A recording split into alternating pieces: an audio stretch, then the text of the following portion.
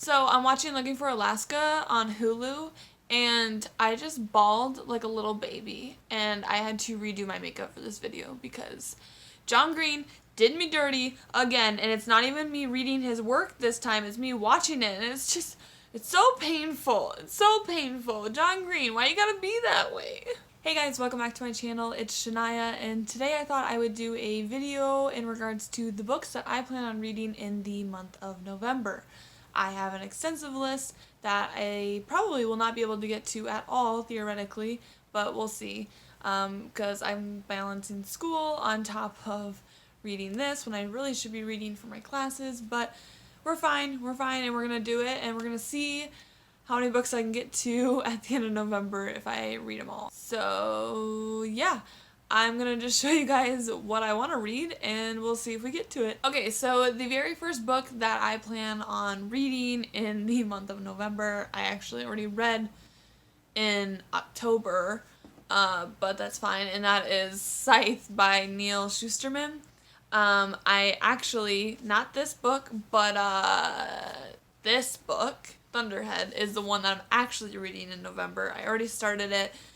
Because I finished Scythe at the end of October, and I'm reading this one in anticipation for The Toll, which is the third book of this series, and I could not be more excited. So I'm reading this one, and then The Toll comes out on November 5th, which is actually this coming Tuesday, and I'm so excited. I will probably be getting that right away. But yeah, I'm really excited for the book to come out. If you guys haven't heard of this series, this is set in a dystopian setting, which is kind of rare. We don't have very many dystopian books anymore, but this is a dystopian setting that is in a very, very, very far future, to a point where humans don't even keep track of what year it is really anymore. At least they don't do it like we do now.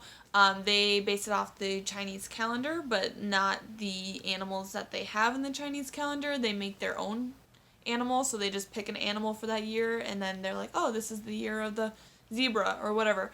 So, anyways, this book is set in the far future, and it is a time where humans have conquered all technology. They are super advanced, and they have also conquered the amazing feat of immortality.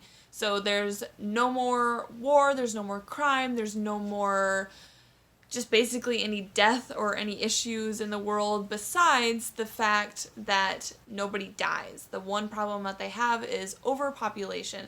So they create this society called, well, I don't even know what it's called, but they're Scythes, and which are really just Grim Reapers, and the Scythe's job is to go and kill people. They have to meet a certain quota, I think it's like 255 people a year, and yeah, basically kill them so that we don't have issues of overpopulation. And so we focus in on two characters, and they are young teens, and they get recruited to become apprentices for a Scythe and become Scythes themselves. So we just follow their journey throughout that, and it is a crazy whirlwind of emotions and experiences throughout this book. It was so good. I finished it in a day. I just loved it, and I went and bought Thunderhead, the second one, immediately after. So I'm really excited to finish Thunderhead and then read The Toll, and I cannot wait, and that is the very first one in my TBR of the month. So the next book on my TBR is actually two books, and they are rereads for me this month because they are in anticipation for the third and final book of the series, and that is the Cruel Prince series by Holly Black. Now, I don't have my sleeve for this book. I don't know where it went, so I'm going to hold up the second one, which is The Wicked King. So the first one is The Cruel Prince, like I just said, and then the second one is The Wicked King, and I have to read these because the third book of the series, The Queen of Nothing, comes out this month, and I cannot wait, and I just need to reread this because I don't really remember exactly what happened, besides the fact that I love Jude and Cardan so much, and I love their hate-to-love trope. Oh my god, it's so good. Like, I think that the second book was a lot better. The Wicked King was a lot better than The Cruel Prince. But, of course, The Cruel Prince was a lot of world building and establishing what the hell was going on. So, Anyways, I cannot wait for this. If you guys haven't heard of the Cruel Prince series, it is set in a fantasy world of fae, and it follows Jude, who is a human, along with her twin sister, and they have to live in the fae world because their parents died in the very beginning, and they have to live in the fae world. And there's just a bunch of problems with that because the fae do not like humans, and Jude and her twin sister get treated like crap. And we get to just see how Jude and her twin sister grow throughout the series within the world and how they adapt to the hatred that they face. Regardless, I cannot wait for the Queen of Nothing. I think it's going to be really good, especially with where this one left off.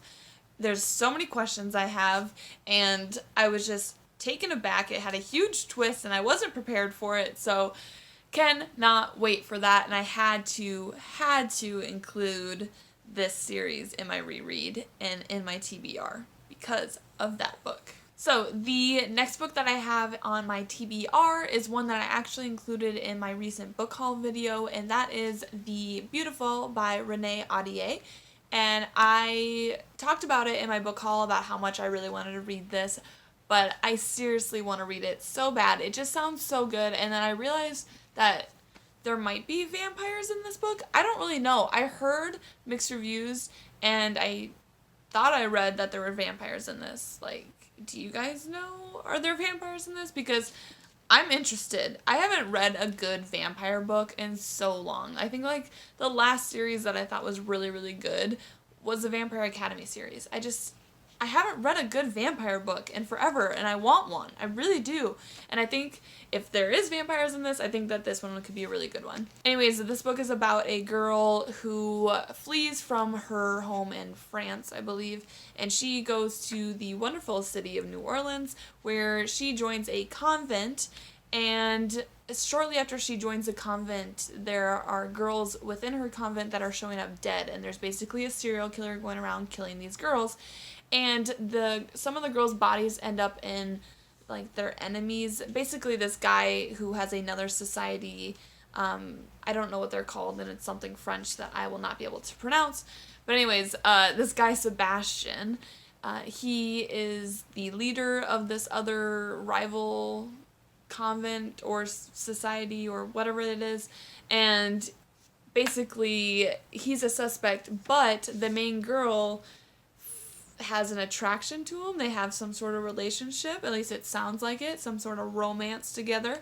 So I don't know, it has everything that I think I'd want in it. It's got a great setting, it's got a great romance going, it's got a serial killer in it, so basically it's right up my alley, and I have to read it, and I cannot wait to read this. I think once I finish rereading the Cruel Prince series, I'm gonna dive head in on this one, because I cannot wait. It sounds so deliciously good. Alright, the next book that I included in my TBR for the month of November is another one that I mentioned in my latest book haul video, and that is, oh my god, I still haven't taken this goddamn sticker off. Just wait a second. This is a sticker from hell. Okay, we're not taking the sticker off because it doesn't want to come off, and it's looking like poop. Like, why are you leaving so much residue? Gosh, I hate stickers so much. Oh my gosh. Okay, I'm done bitching. Anyways, I'm going to read The Ninth House by Leigh Bardugo because it sounds great. It deals with a girl who has some issues where she lives. She's into drugs. She's into drug dealer boyfriends. And she ends up failing getting kicked out of, I almost said law school. She almost gets kicked out of high school. She does get kicked out of high school, I think. Whatever, I haven't read it yet. But anyways, she gets kicked out of high school, but then she gets a scholarship to attend Yale University. And when she gets to Yale... Oh wait, I totally missed a part. Okay, actually, this girl is she gets a part of a multiple homicide. She's like the only survivor in this multiple homicide, and she has no idea why she survives. And then she gets a scholarship from Yale, and she has no idea why she gets that scholarship, but she's like, hey, whatever, it's a scholarship. So she goes to Yale, and then she finds this secret society which actually I guess it's multiple societies. There's like 8 societies, but she ends up joining the 9th society, something like that. And whatever, she joins the 9th house, and these people can speak to the dead, I guess. I have no idea. It just sounds really good. It's a thriller. It's Leigh Bardugo. I mean, what other reason do you have to read a book than the fact that it's by Leigh Bardugo and it's her debut adult album? Jesus! Okay, her debut adult novel. I don't need any more reason than that. So I'm going to read this. I'm like a complete mess in this video today. Like, what is going on? Anyways, I'm going to read this book in November, and I'll tell you guys about it then. And if you've read it, let me know your thoughts without spoilers down below. And yeah, I'm gonna read that. Okay, I don't need to bitch in every video about the goddamn stickers, but like this one also. Do you hear that? That's sticker residue. Oh my god. Alright, so the next book in my TBR, which you've already probably seen, is Frankly in Love by David Yoon. Now, this book I heard a lot of great things about in reviews and whatnot, but I solely bought it mostly because of how beautiful this book is. I love the dark blue painted pages and the yellow. I love this. Oh, it's a gorgeous cover. This is a beautiful, beautiful book. And if you guys haven't heard this book, it is about a young man named Frank who is Korean, but he has grown up in California. He was born there, and he doesn't really speak any Korean. His family doesn't use his Korean name.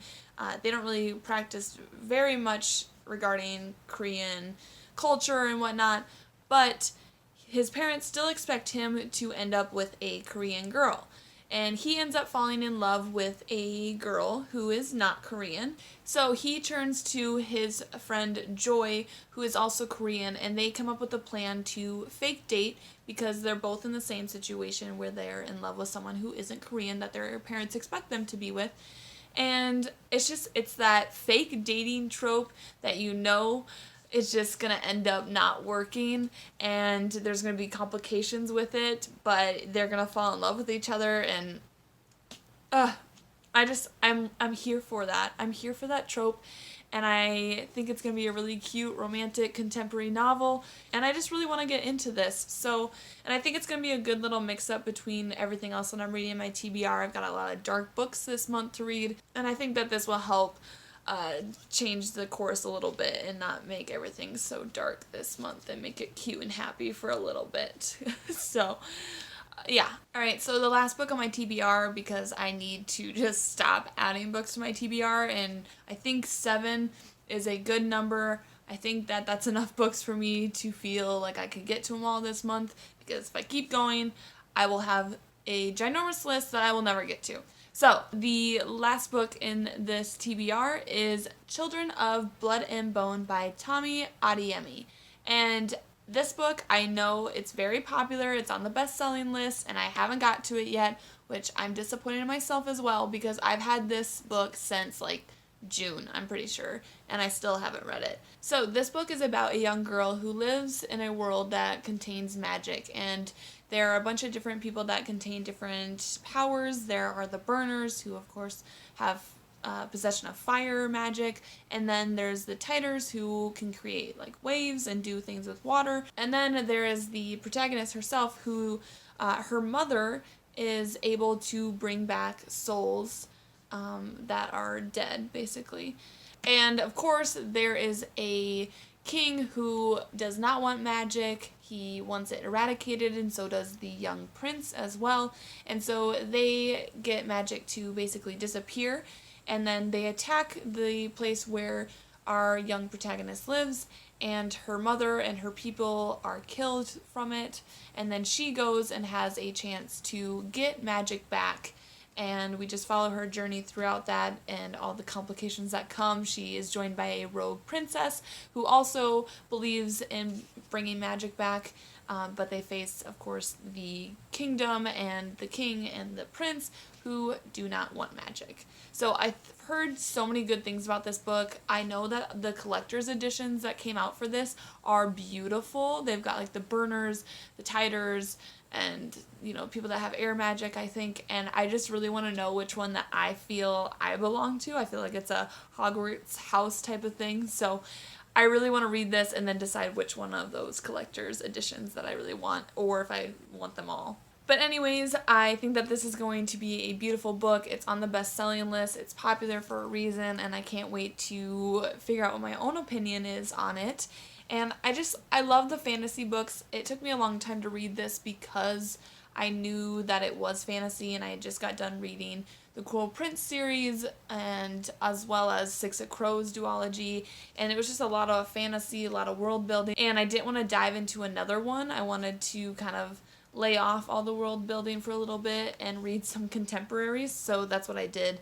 But I am ready to dive into another fantasy world. I've been missing it, and this book sounds like it is perfect for the month of November. So those are all the books that I plan on reading in the month of November.